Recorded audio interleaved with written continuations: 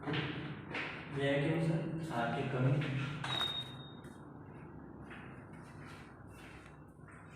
Thank you sir. बैठिए। सो mister Nikhil दुर्गुड़े, आप पहले तो आप आपका वर्णन कीजिए कुछ चंद लाइनों में।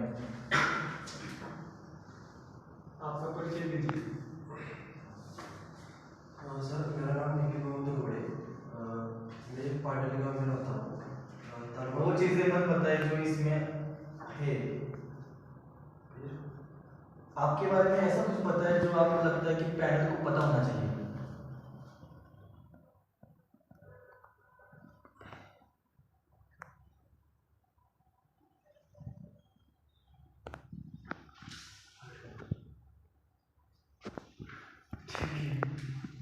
चलो वही बताओ जो आपने इसमें लिखा है। ठीक है, वही बताओ।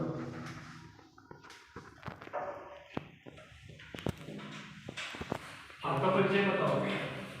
सर मेरा नाम निखिल दुर्गुड़े, मुकाबला पाटली, पर्वतमंडला, जिला सतना। ठीक है। आपने यहाँ पे लिखा है कि आपका ऑप्शनल जो है इथिक्स है, इकोनॉमिक्स है। तो मैं कुछ आपको इकोनॉमिक्स के सवाल पूछूंगा, मैं आशा करता हूँ कि आप उसके जवाब देंगे।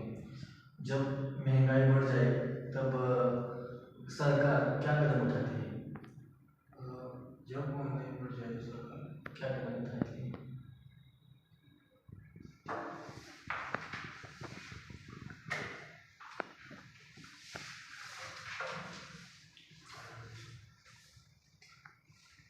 आपने यहाँ पे लिखा है कि आप कबड्डी भी खेलना पसंद करते हैं, तो कुछ बता सकते हैं आप आपने कुछ प्राप्त किया है उसमें, कुछ ऐसा महत्वपूर्ण? सर मैं 10वीं में था, उस समय मैंने तालवी पर कबड्डी खेला थी।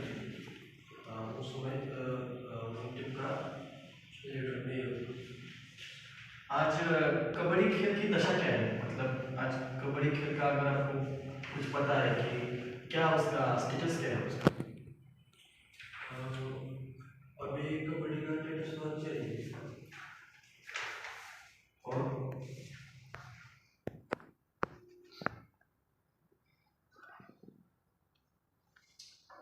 ओके, तो आपने ग्रेजुएशन इकोनॉमिक्स में ही किया है, तो आप बता सकते हैं कि भांडवलशाही भांडवलवाद का जनक किसे कहा जाता है?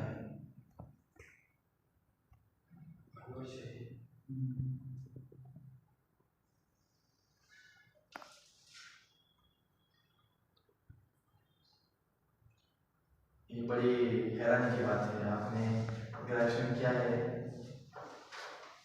ठीक है। आपने डायरेक्टर्स लिखा है यहाँ पे, UISP, deputy director, chief executive officer. क्यों? क्योंकि साधारण तौर पे देखा जाए तो सभी लोग, अगर ज़्यादातर लोग डिप्टी डायरेक्टर चूज करते हैं, लेकिन आपने यूआईएसपी चूज किया है, उसका कोई विशेष कारण? सर कहना जाए तो डीवाईएसपी मुझे मतलब उस पुलिस खाते में डबल मैरिज चाहिए, और वो खाता मुझे पसंद नहीं। सिर्फ इसीलिए और कोई कारण नहीं है? ठीक है सर। ओके निखिल, आपने मेंशन किया है कबड्डी, तो आप मुझे बता सकते हैं कबड्डी में कितने प्लेयर होते हैं? एक साइड का दो साइड, एक साइड में एक टीम में 7 प्लेयर होते हैं। 7। आप श्योर? तो आपने यहाँ लिखा है ट्रैवलिंग प्लेस ऑफ इंडिया और अब्रॉड, आप अब्रॉड विजिट किए हो, कहीं फॉरेन कंट्री गए हो इंडिया से बाहर? नहीं, तो फिर क्यों मेंशन किया आपने?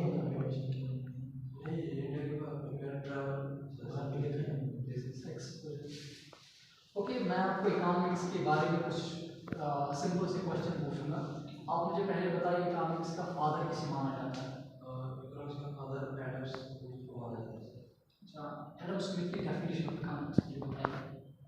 जो उसने इकोनॉमिक्स को डिफाइन किया है, जो वहाँ बोलते एडम स्मिथ की definition of economics. Adam Smith की व्याख्या बताइए। एडम स्मिथ ने इकोनॉमिक्स के बारे में क्या बताया है, उसकी व्याख्या, उसका विचार इकोनॉमिक्स के प्रति, उसके सिद्धांत।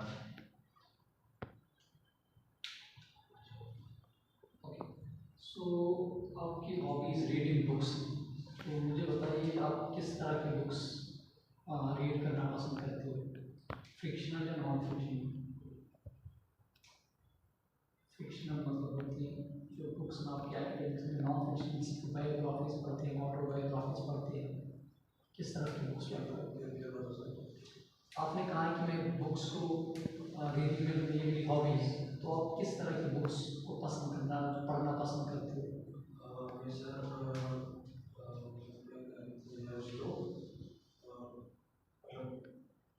चलिए मुझे सजेस्ट करिए, आपके हिसाब से मुझे 3 बुक्स बताइए जो मुझे पढ़नी चाहिए, 3 बुक्स तो मुझे पढ़ना चाहिए।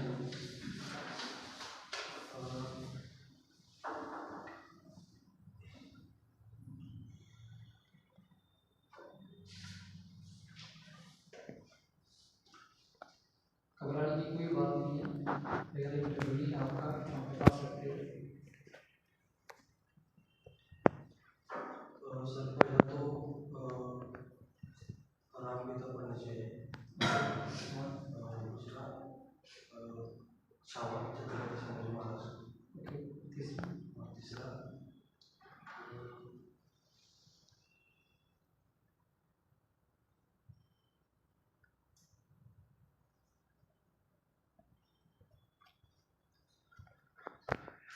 अच्छा, मैं छत्रपति शिवाजी महाराज के रिलेटेड क्वेश्चन पूछूंगा आपको। उसने एक मेजर स्टेप उठाया था जो कि आप बड़ा फेमस है आज भी रिलेटेड टू हिंदुइज्म, तो वो स्टेप क्या था? एक बड़ा कदम उन्होंने हिंदू धर्म के प्रति उठाया था, तो क्या उनके सबसे रिलेवेंट बेनिफिट माना जाता है, उस टाइम वो आम था, वुमेन्स में ज़्यादा वो आम था।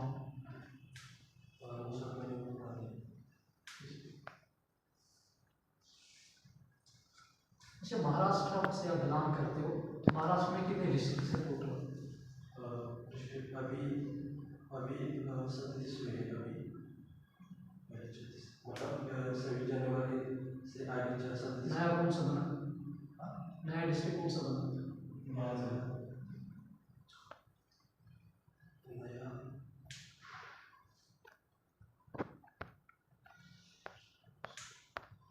अच्छा, आप बताइए मुझे महाराष्ट्र की कैपिटल के बारे में, महाराष्ट्र की कौन सी कैपिटल है? कैपिटल ऑफ महाराष्ट्र, राजधानी। राजधानी। महाराष्ट्र की राजधानी मुंबई। ठीक। अच्छा, महाराष्ट्र में रिसेंटली इलेक्शन हुए हैं, तो वहाँ कितनी सीटें, कितने MLA है महाराष्ट्र के स्टेट लेजिस्लेटिव असेंबली विधानसभा में, कितने मेंबर्स हैं महाराष्ट्र में टोटल हर किसी पार्टी से?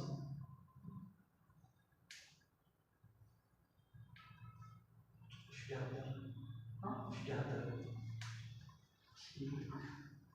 अच्छा, एक पॉलिटी पे मिल जाता हूँ, सिंपल सा क्वेश्चन है, चंद लाइनों में कॉन्स्टिट्यूशन को डिफाइन करिए। कॉन्स्टिट्यूशन क्या है, क्या है हमारी कॉन्स्टिट्यूशन, कॉन्स्टिट्यूशन किसे कहते हैं? संविधान के बारे में। संविधान क्या होता है? संविधान मतलब मुझे संविधान मतलब कहा जाए तो संविधान लिखा है तो उनमें मतलब तुम्हें के साथ जीना चाहिए, मतलब अगर कहा जाए तो तुम्हें एक तुम तुम्हें सजा भी मिलती है, तुम एक आदमी को फादर ऑफ इंडियन कॉन्स्टिट्यूशन किसे कहा जाता है? क्या कहते हैं? इंडियन कॉन्स्टिट्यूशन का फादर किसे कहा जाता है? फादर सर डॉक्टर बाबा अम्बेडकर। चलो सर। वैसे मुझे आपने यहाँ मेंशन किया है कि आपने कोल्हापुर, रत्नागिरी, महाबळेश्वर और गणपतपुळे यहाँ पे शेयर की है।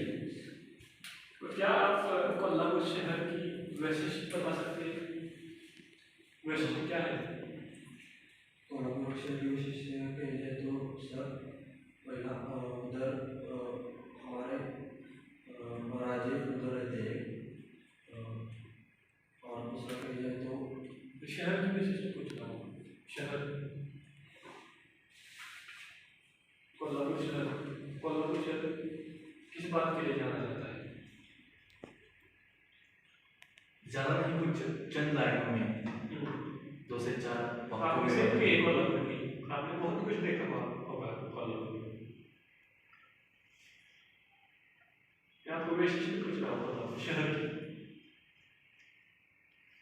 याद कीजिए ज़रा, आपने सेव की है ना? कोल्हापुर में महालक्ष्मी माई का मंदिर है।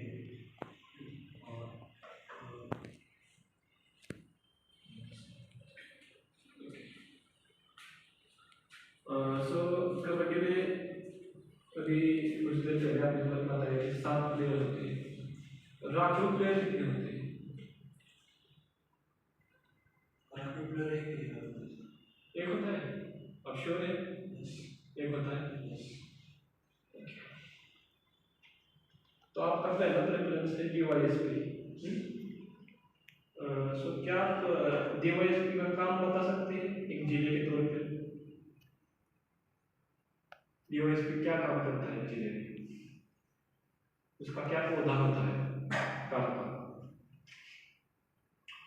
डीवाईएसपी का काम सर मैं पहले बताऊंगा कि वो एसपी के अंडर आता है पहला। मुझे लगता है कि डीवाईएसपी का काम किधर दंगा होता है और किधर अभियोग वगैरह होता है तो उधर जाके उधर सुनाना उनका काम होता है। आपका ऑप्शन सब्जेक्ट अर्थशास्त्र है। आपके हिसाब से अर्थशास्त्र क्या है? अर्थशास्त्र इस शब्द की व्याख्या कीजिए।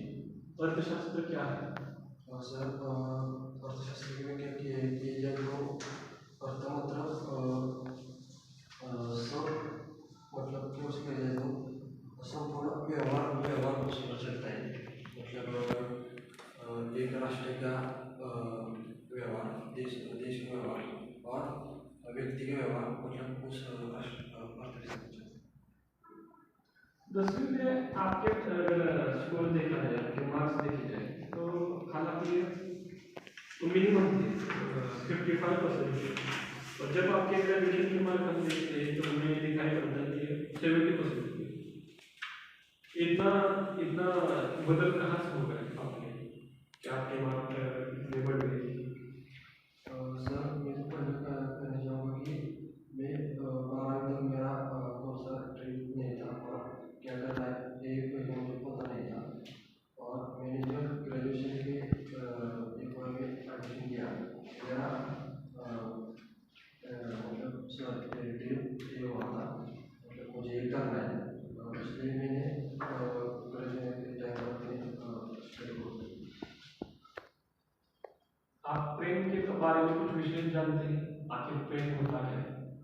प्रेम की व्याख्या कीजिए। और आपको किसी से प्रेम हुआ है अपने जीवन में, उसके बारे में बोल को बताएं। सर प्रेम अभी तो नहीं हुआ है मुझे तो मतलब एक सी हुआ है वो है मेरी डीवाईएसपी उसका मतलब वर्दी उसमें मेरा पहला प्रेम है। प्रेम की व्याख्या मैंने पूछी पहले। प्रेम की व्याख्या आपके हिसाब से प्रेम क्या है?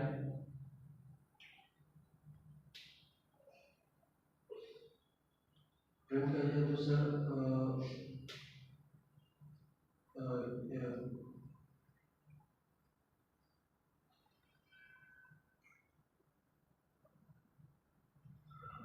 ओके, आपको लगता है कि आप वर्दी से प्रेम करते हैं, तो कैसे आप वर्दी से प्रेम कर सकते हैं उसके बारे में जरा बताइए। सर वर्दी में प्रेम कह जाए तो मुझे उस वर्दी में जनता को प्रदर्शन करना है पहले तो। और वर्दी के प्रेम में देखा जाए तो जनता की प्रशंसा करना है। Thank you sir. आपको अब गणपतिपुरी हो गई।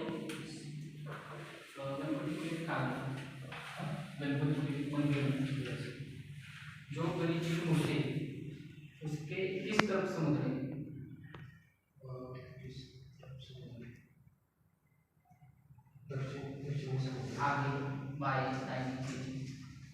तो आगे आपके माता पिता करते हैं? सामने अगर आप कभी खेत में गए? क्या होता है आपके खेत में? हमारे घर में देखे जाए तो कभी गेहूँ, शुगर, गौ हमारे भारत देश में पहले गौ होता था। हमारे भारत देश में पहला गेहूँ होता था सर। उसकी उत्पादकता हमारे भारत देश से शुरू हुई थी।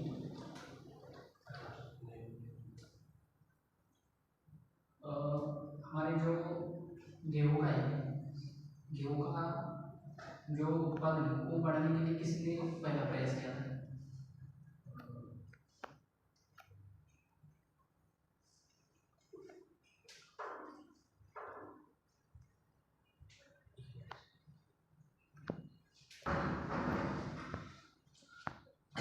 आपकी सबसे बड़ी प्रेरणा क्या है? प्रेरणा क्या है और क्यों है? प्रेरणा स्थान होते हैं सर। दोनों का अर्थ एक ही है, जिससे प्रेरणा प्रेरणा स्थान। और सर मेरा पहले प्रेरणा सर मेरे माता पिता है, और दूसरे देखे जाए तो मेरे गुरुजी वर्ग, और तीसरा मेरे राज्य छत्रपति शिवाजी। क्यों? क्योंकि छत्रपति शिवाजी महाराज ने हमारे उनके पास कुछ भी नहीं था, तो उन्होंने इतना बड़ा स्वराज्य खड़ा किया था। तो मुझे ऐसा कहना है कि हमारे पास कुछ भी नहीं होता तो भी हम सब कुछ खरीद कर सकते हैं। आप अपने खाली समय में क्या करते हैं? सर मैं खाली समय में ट्रैवलिंग करती हूँ। आप अपने करियर में कौन से प्रमुख फैसले लिए हैं? फैसले लिए मुझे लगता है कि सर मैंने मेरे जीवन में एक ही फैसला लिया है, वो फैसला है कि मुझे फोटोग्राफी से करना है।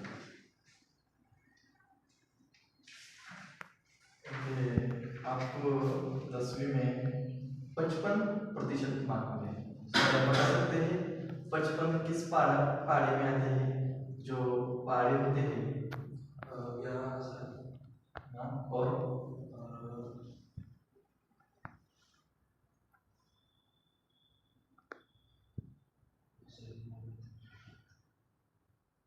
ठीक है।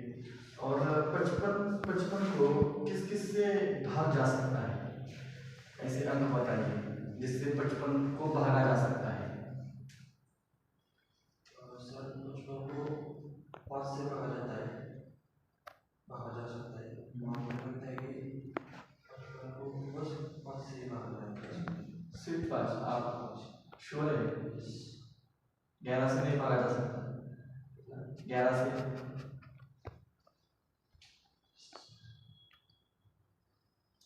ठीक है, समझे कि आप एक जिले के डीवाईएसपी हैं और आपने एक आरोपी को पकड़ा है जिसने बड़ा ही घृणात्मक, समझ लीजिए, उसने बलात्कार किया है।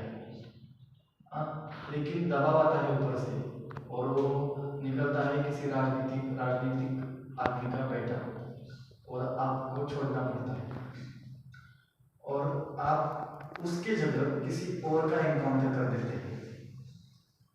तो इस समय और बाद में ऐसा होता है कि आपको अपनी गलती पता चलती है, तो आपके पास अभी 2 ऑप्शन है।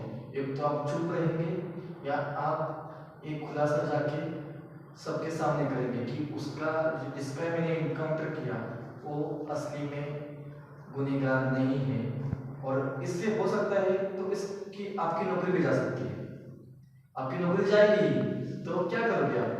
सर मैं तो पहला उस टेक्निक का थोड़ा सा पहले करूँगा, क्योंकि जो कि मुझे लगता है कि मैं इस खाते में मुझे देश की सेवा नहीं करना चाहता।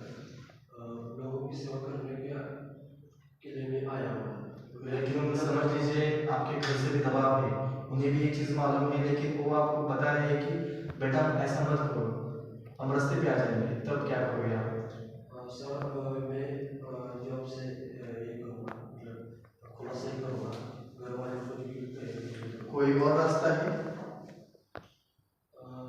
और रास्ता है सर, एक रास्ता है। मैं उस आदमी को फिर से खड़ा करके उसको सजा दूँ। ठीक है। और आपने महाबलेश्वर घुमा है। महाबलेश्वर को मिनी कश्मीर कहा जाता है, आपको पता है? मिनी कश्मीर महाबलेश्वर को कहा जाता है, क्या आपको पता है ये चीज़? तो क्यों कहा जाता है? सर मुझे लगता है कि उधर तक बहुत होती है। हाँ, और मुझे लगता है कि उधर वो जगह ऊंच में है, इसलिए उधर से कश्मीर कहा जाता है। बस इतना ही। उधर पड़ता है। बर्फ गिरती है वहाँ पे थोड़ी। आप यकीन से कह रहे हो कि वहाँ बर्फ गिरती है? मतलब बर्फ में नहीं कर सकता, मतलब थोड़ा थोड़ा ओले गिरते हैं। ठीक है। तो आपके फैमिली में सब डिसीजन कौन लेता है? मतलब सब चीज़ें कौन देखता है? बड़े बड़े फैसले कौन लेता है? हमारे फैमिली में मेरे ग्रैंडफादर अभी फैसले लेते हैं। सब ग्रैंड मदर है आपकी? ग्रैंडफादर वो नहीं लेती, क्यों? मुझे लगता है कि पहले से हमारे ग्रैंडफादर सब फैसले लेके आए। नहीं, पर आपने कभी आवाज़ नहीं उठाया इसके बारे में। आपने कभी कहा नहीं कि मेरी जो ग्रैंड मदर है उसको भी उतना ही हक मिलना चाहिए हर फैसले में? नहीं, आपने क्यों नहीं उठाया आवाज़? आप स्त्री पुरुष समानता में यकीन नहीं रखते? नहीं रख सकते सर। फिर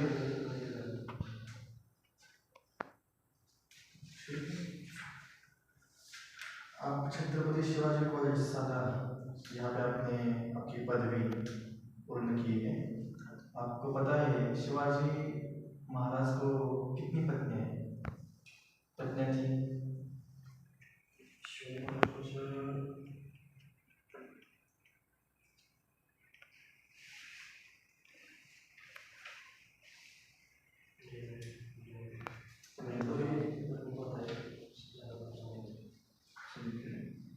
और एक मेरा आखिरी सवाल से ये होगा कि अगर आप यहाँ पे मतलब आपको ये पोस्ट नहीं मिलती तो आप क्या करोगे? सर मुझे तो पहले कहा कि मुझे लोगों की सेवा करनी है। मुझे पैसे की मुझे नहीं, मतलब कहा जाए तो पैसे की कोई मुझे ये नहीं है। कितना भी पैसा हो तो मुझे कुछ फर्क नहीं पड़ता। मैं बिजनेस स्टार्ट करूँगा और जब लोगों की सेवा में मेरा पैसा खर्च करूँगा। कहाँ से पैसे कमाएंगे? वही बोल रहा हूँ सर, एक बिजनेस स्टार्ट करूँगा। कैसा बिजनेस? पोल्ट्री फार्म का। पोल्ट्री फार्म का। यहाँ पे आपने लिखा हुआ है कि आप एक इथिकल डिलेमा में फंस गए थे कि एजुकेशन चूज करो या फैमिली बिजनेस। फैमिली बिजनेस कौन सा है आपका? हमारा फैमिली बिजनेस है पोल्ट्री फार्म का। पोल्ट्री फार्म का बिजनेस। आप जा सकते हैं, आप कृपया इंतज़ार कीजिए, हम आपको वापस बुलाएंगे।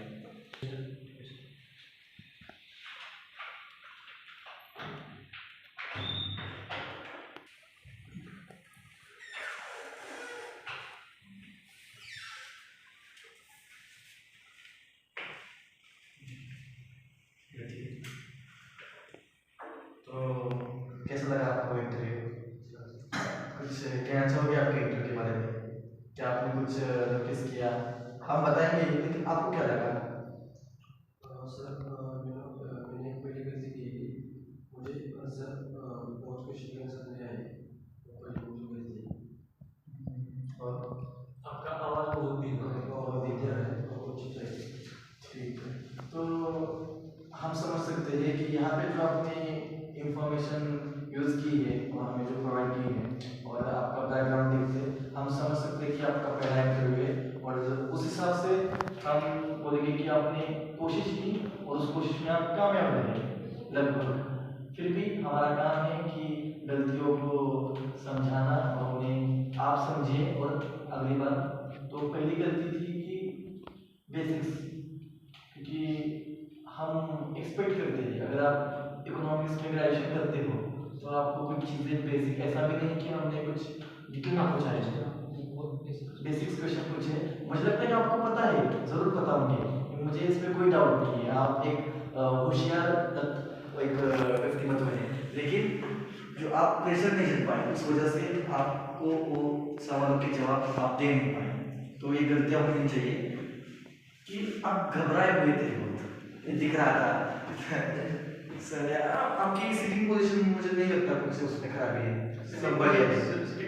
वो चीज़ तो पूरे इंटरव्यू में खराब नहीं थी, वो बढ़िया है, लेकिन तभी भी एक झिझक सी आपका जो चेहरा है ना वो झूठ नहीं बोल पा रहा था, वो साफ दिख रहा था कि आप डरे हुए थे।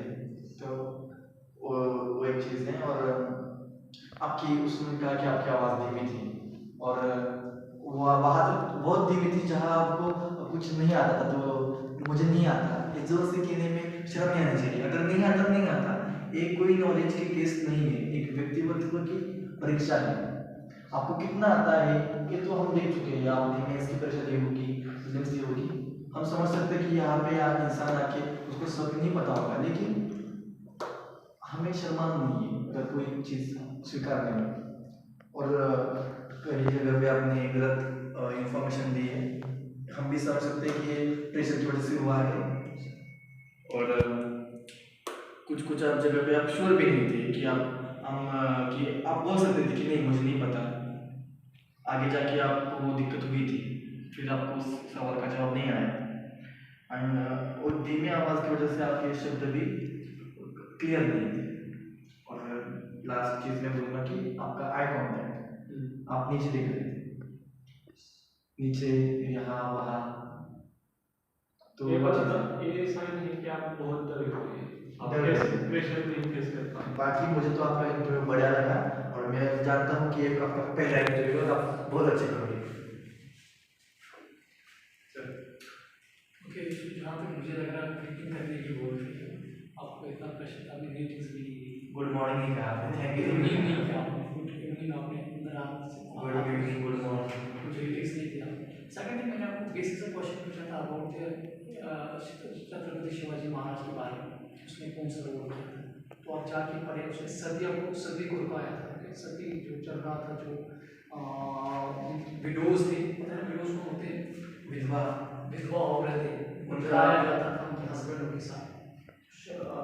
बहुत से थे रोलर्स भी थे जिन्होंने आवाज़ उठाई थी, पर मैंने आपको इसलिए कहा था शिवाजी महाराज की क्योंकि आपने पढ़ा है उसके बारे में, उसने इम्पोर्टेंट रोल उठाया था सती के बारे में। उसकी माँ, जब उसकी बाप की डेथ हुई थी ना छत्रपति शिवाजी महाराज की, उसने अपने माँ को रुकाया था, वहाँ से उसने स्टार्ट किया, उसके आगे में इसका आवाज़ उठा। सेकंड थिंग, यूनिफॉर्म, आपने सर ने आपको क्वेश्चन पूछा था आप क्यों बनना चाहते हो DSP, आपने कहा मुझे यूनिफॉर्म अट्रैक्ट करते हैं। और यूनिफॉर्म अट्रैक्ट से क्या होता है, यूनिफॉर्म में आपको कहते हैं मुझे सर्विंग करनी, पुलिस में जाना, मुझे बचपन का ड्रीम, वर्दी को आपने डायरेक्टली टारगेट बनाया। ये आपका आकर्षण जाहिर करती है, ना कि आपका व्यक्तित्व, ना कि आपकी देश सेवा की इच्छा। सो ये बात ध्यान रखिए। हालांकि सर ने आपको बताया है कि बहुत से आप डरे हुए थे, लेकिन आपका आवाज़ बहुत आपका आवाज़ बहुत ही धीमा है, आपको उस पर काम करने की जरूरत है। और सेकंड बात है कि आप इंग्लिश पर काम कीजिए, इंग्लिश पर काम कर आपको नॉर्मल वर्ड तक के मीनिंग अभी तक पता नहीं है, इंग्लिश पर बहुत काम कीजिए, इंग्लिश पर काम करना जरूरी है। आप ना बोल पाएंगे बट आपको बेसिक्स वर्ड भी पता होने चाहिए, इधर आपने जो बेसिक्स किए वो वर्ड भी आपको पता होने चाहिए। तो इंग्लिश पर काम कीजिए, अभ्यास पर काम कीजिए, आपके व्यक्तित्व पर काम कीजिए। आपका इंटरव्यू बहुत ही बढ़िया रहा, आपने बहुत अच्छा प्रयास किया और आप इससे आगे भी बहुत अच्छा प्रयास करते रहेंगे, इसमें आपका यश नहीं सर। आपने जो आंसर दी उस पर आप श्योर नहीं थे, और जो आंसर दे रही थी उसके पीछे का जो बैकग्राउंड है वो आपको मालूम पता करना चाहिए, क्योंकि उससे अगला क्वेश्चन आपका सॉल्व हो सकता है। आपने यहाँ पे फार्मिंग लिखा था, हमने फार्मिंग के बारे में आपको सवाल पूछे, तो आप जो भी चीज़ यहाँ पे लिखते हो तो उसके बारे में तैयारी करना आपका काम है। तो आप ये सवाल कुछ टेढ़ा नहीं था, ये तो एक्सपेक्टेड था। और कुछ ये डिसीजन के बारे में आपने सवाल पूछा था, आपकी फैमिली में डिसीजन कौन लेता है? मैंने कहा ग्रैंडफादर। आप उस टाइम डेमोक्रेटिक सोच रहे थे ना कि हमारी फैमिली में हर कोई एक साथ आता है, डेमोक्रेटिकली हम आंसर देते हैं। अपने पेट्रियार्कल फैमिली को बढ़ावा दिया, ग्रैंडफादर लेता है। एक ही साइड आपने वन साइड आंसर दिया। नहीं, वहाँ पे कोई देखना नहीं आता कि कौन लेता है, लेकिन आप बोल सकते थे कि डेमोक्रेटिक एक साथ आते हैं, हर कोई डिसाइड करता है क्या करना है क्या गलत है। मतलब मेरे ग्रैंडफादर को सजेशन मिलती है मेरे फादर से, मेरे ग्रैंडफादर मैं भी देता हूँ सजेशन, वो था इसका बेस्ट। जब मैंने पूछा कि ग्रैंडमदर को कोई हक नहीं है क्या डिसीजन लेने में, तो आपको कहना चाहिए नहीं, उनका भी राय हम लेते हैं। आपको ये पता चाहिए था कि दादा पहले उनसे कंसल्ट करते हैं। बाकी सबसे प्रॉब्लम जो है कि वो लगा अंडर कॉन्फिडेंस। बाकी नॉलेज में मानता हूँ है, बट आप आर्टिकुलेट नहीं, आप एक्सप्रेस नहीं कर पाए, आप प्रेशर को झेल नहीं पाए। जैसे सर ने आपको कहा, आप प्रेशर को हैंडल नहीं कर पाए। आप में नॉलेज थी वो निकल, मैंने कॉन्स्टिट्यूशन में आपको क्वेश्चन पूछा, आपने बड़े आंसर दिया, वही है कॉन्स्टिट्यूशन की डेफिनेशन, बट आपके वर्ड्स ठीक नहीं लग रहे थे, वो अटक कर रहे थे। मतलब डेफिनेशन कॉन्स्टिट्यूशन की वही है, वही है वही इसमें कहा ठीक है, स्टेट के आगे सिटीजन्स को प्रोटेक्शन देना। हाँ वही है कॉन्स्टिट्यूशन की डेफिनेशन। मैं उसी से मुझे समझ आया कि आपकी नॉलेज है, बट आप आर्टिकुलेट करने में, आपको एक्सप्रेस करने में थिंग्स को बड़ी दिक्कत थी, क्योंकि उसका प्रॉब्लम थी अंडर कॉन्फिडेंट आपकी। तो हम यहाँ कोई भूत होते बैठे होते, हम भी इंसान ही होते, हमें पता है अपने मेहनत की तभी तक यहाँ पहुँचे हो। तो बस जो भी यहाँ प्रॉब्लम्स थे उनको रिमूव करो, बाकी जो सर है ये करेगा, उसके बाद आपको समझ आएगी। मैंने एक केस स्टडी पूछी थी तो उसका सही जवाब क्या लगता है, अभी आप बताओ क्या लगता है कि क्या होगा? कि मैंने केस स्टडी बताई थी जो आप डिवाइस पे हो और आपने एक आरोपी को गिरफ्तार किया है जिसने बलात्कार किया है, ऊपर से दबाव है और कि उसका एनकाउंटर किया जाए, आपने किया एनकाउंटर, लेकिन आपको बाद में लगता है कि गिल्टी फील होता है मन में कि नहीं मुझे बताना चाहिए, ये मैंने गलत काम किया है। तो उस समय आपको क्या करना चाहिए, बताना चाहिए या नहीं, या वैसे ही चलने दें?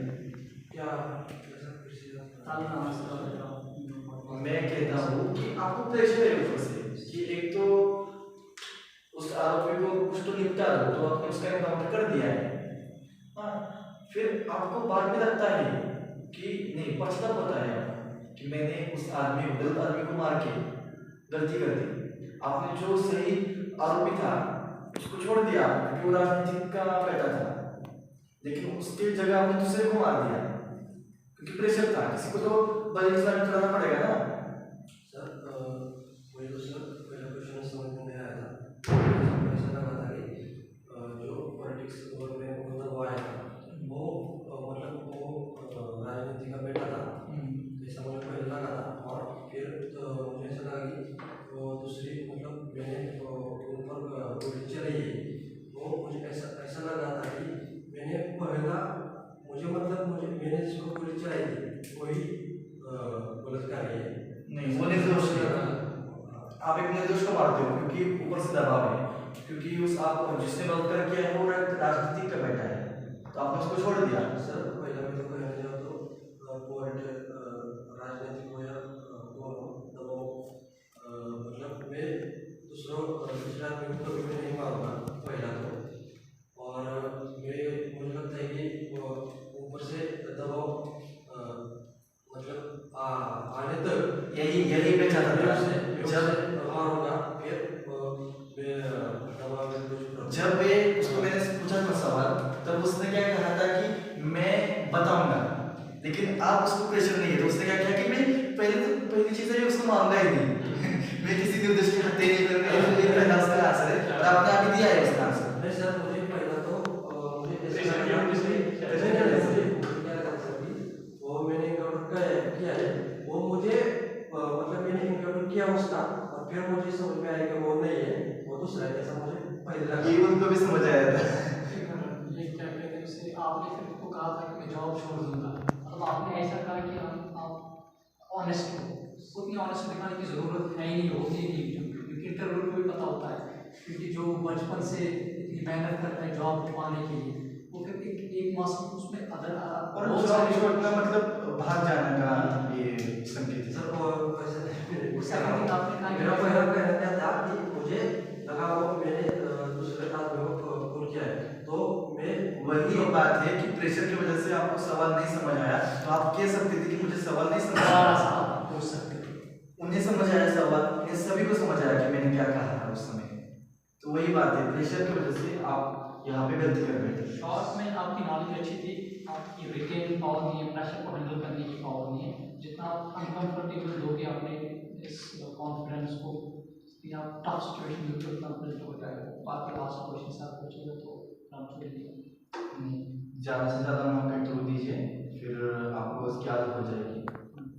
कोई बात नहीं, जब आपको समझ आया होगा सिर्फ किताबें पढ़ने से नॉलेज हाँ, जितनी एक्सप्रेस करोगे नॉलेज किताबों से। मैंने आपको किताबों से क्वेश्चन पूछा था, बहुत अच्छा उसके बारे में मैंने पूछा था, आपने पढ़ा होगा, बट चीज़ें जैसे पढ़ने और बोलने में फ़र्क होती है। बाकी ओवरऑल हम होप करते हैं कि आपको सर्विस मिले, आप एक अच्छे कैंडिडेट हो, मेहनत करो, वीडियो मिल जाएगा आपको। देखो मैंने कहाँ नोट्स किए, गलतियाँ कहाँ किए, तो रिवाइव करो तो हो जाएगा, कोई बात नहीं। बाकी आप मेरे हिसाब से जा सकते हो, आपका इंटरव्यू हो गया तो हम आशा करते हैं